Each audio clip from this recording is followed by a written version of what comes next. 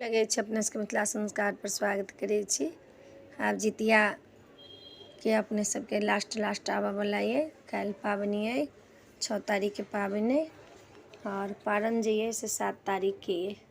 7 तारीख के पारण कखन ये तो 10:55 में छे पारण, लेकिन लोग के तो 11 बजे जेते तो 10:55 में 10:55 में जे अहाँ के 11 बजे में 5 मिनट रहत मुँह में दतमनि लगाब आ तखन मुँह धोब आ मुँह धो कर नहा सुना कर तखन जा पहले पाखरि लग में चढ़ाब।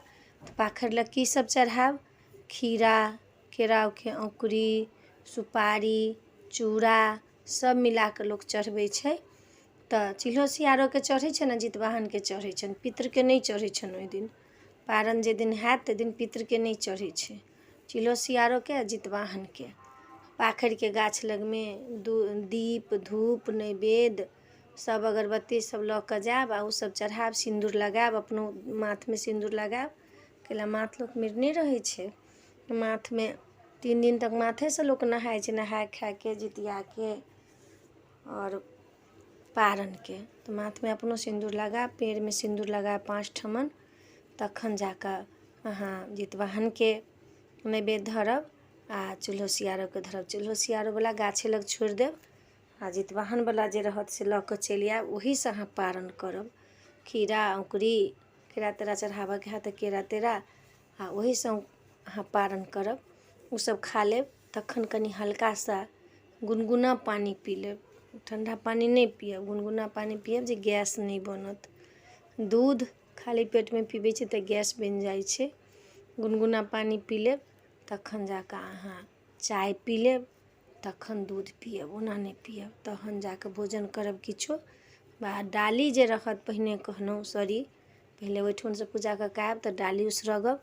डाली उसरग कऽ बेटा सबके पुतहु सब जे घर में बेटी है तऽ सबके हाथे हाथे फल देबन, डाँड़ा देबन पहिरे ला।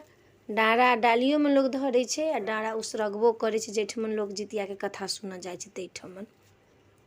तऽ ताहि दुआरे अहाँ सबके देबन आ तखन गोर लागि कऽ बड़का जेठका के प्रणाम कऽ लेब, तखन अपन व्रत तोड़ब। गुनगुना पानी पी लेब, चाय पी लेब, तखन दूध पीब, तब भोजन करब। तऽ अपने सबके व्रत के आ ओहि दिन खायब की सब पारण दिन तऽ गेनहारी के साग केराव के धऽ कऽ नियमे छै खाय के। घेरा के तरकारी खाओ, झिमनी के तरकारी खाओ। लोग बेसी तेल मसाला वाला नहीं खाय छै। अब खाय के तऽ अपना अपना महत्व छै, लेकिन माछ मांस ओहि दिन नहीं खायब।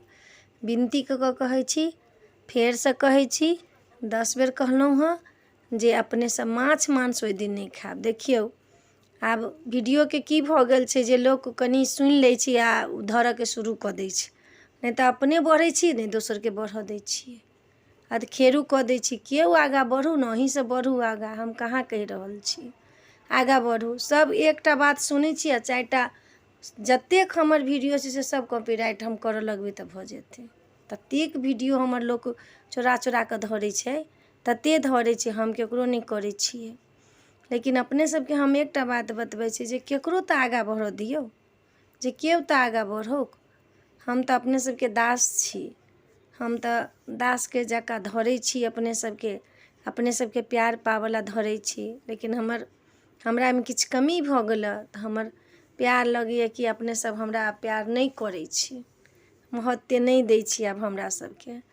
अरे केओ आगाँ बढ़तै, केओ केकरो आगाँ बढ़तै तऽ हमरा सबके नीक लागत। आ मैथिले समाज आगाँ केओ बढ़तै तऽ नीक लागत, चाहे कोनो समाज बढ़तै तऽ नीक लागत।